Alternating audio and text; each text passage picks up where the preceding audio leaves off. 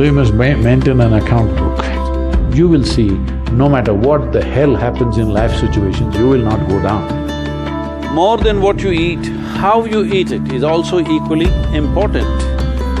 Check and see if you're still alive. If you are, just do this much for your sake.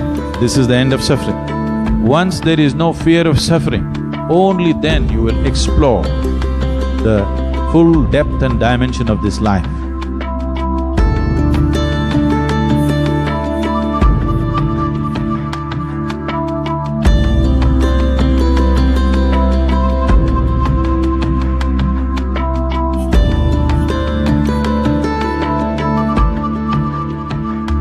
Outside challenges are many. There are many things in the world.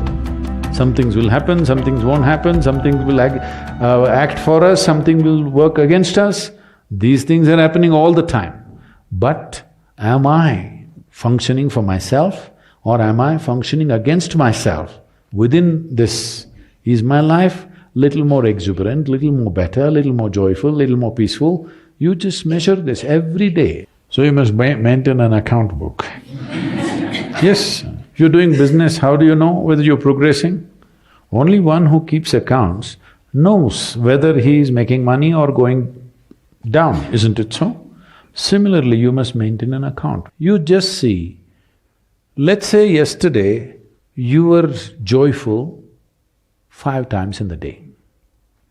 Today if you're 6, you're better. Tomorrow if you're 7, you're better. But day after tomorrow if you're 3, you're worse. How many moments of joy do you have?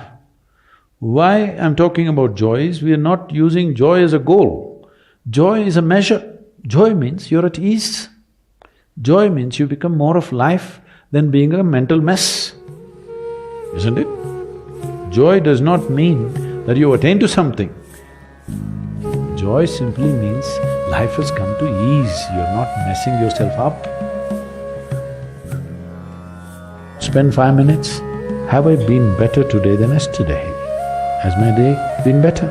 Every day, if you keep accounts, you will see, no matter what the hell happens in life situations, you will not go down.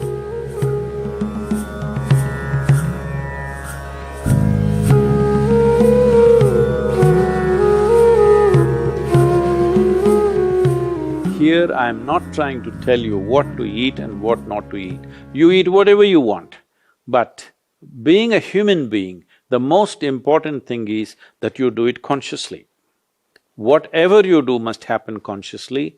Your selection of food and consumption of food also must happen consciously. More than what you eat, how you eat it is also equally important. When I say how you eat it, these are all live substances. Every one of them had a life of their own, whether it's a plant, animal, vegetable, every one of them had a life of their own. If you approach it with a certain sense of gratitude and reverence towards the food that you eat, when I say reverence, it may feel like too much for you, but I'm asking you, let's say we put you in a room and you had nothing to eat for 5 days. If God appears in front of you, what will you ask for? Food? So that's how important it is. You must understand the food on your plate is not just a substance, it is not a material, it is not a commodity, it is life. It is the life-making material for you. So you must treat it as such.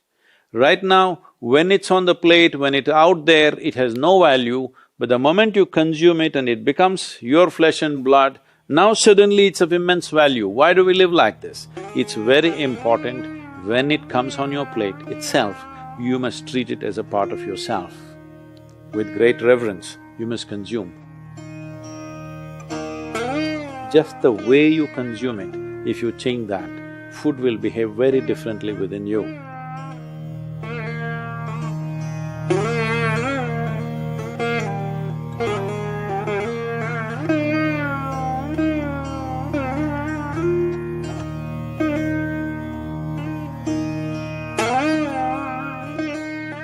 The soil that you walk upon has a certain sense of intelligence and memory.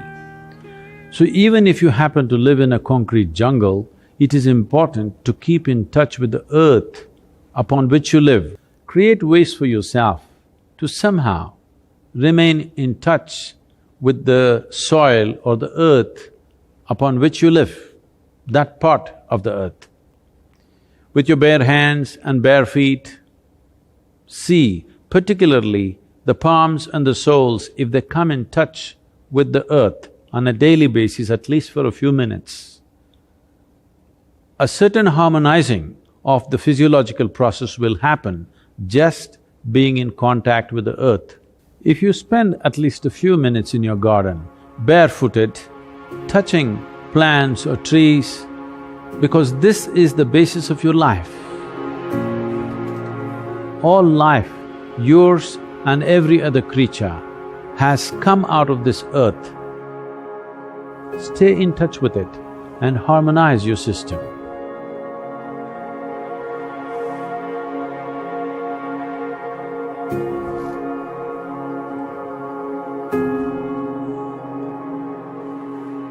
One thing is, before you go to bed, just sit in your bed just for 2 minutes. 2 minutes, just see, suppose you're going to die right now in 2 minutes' time, how it'll be, and then sleep. You will see tomorrow when you wake up, you'll wake up like you just born. If you go to sleep with this awareness, you will wake up with a completely new dimension of energy within you. Suppose you wake up tomorrow. No, that's not… See, you think it's a joke, that's a problem. Every day, nearly 300,000 people don't wake up tomorrow. So in case you wake up tomorrow, check and see if you're still alive. If you are, just do this much, for your sake, not my sake. One big smile, you're still alive. Hello?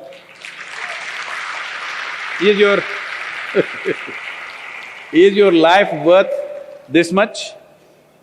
See, do not think every day you will wake up, one day you will not wake up. Yes or no? Tomorrow morning you woke up, check if you're still alive. If you're dead, I will pardon you. If you're alive, one big smile. Then if 300,000 people die on the planet, maybe 3 to 5 million people would have lost somebody who's dear to them. So just check those 4 or 5 people who matter to you in your life, all of them still alive. One more smile. Hello? And you looked at the watch, it's 7 o'clock and you're still alive. One more smile. Hello? From now on you must do this every time you look at the time. If you're alive, you must smile, because this is the greatest thing happening to you. Not your money, not your profession, not your family, you're alive right now, this is the thing. Very brief, let's make it happen.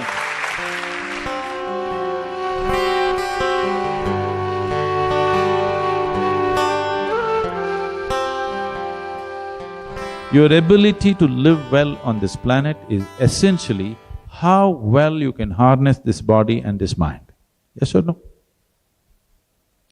So if you have to harness this the way you want it, it's very important. There is a little space between you and the body.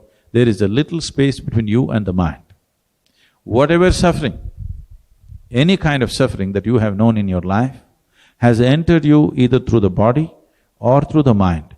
Do you know any other kind of suffering? Do you know any other kind of suffering? Physical suffering, mental suffering. There's only 2 things you know, isn't it?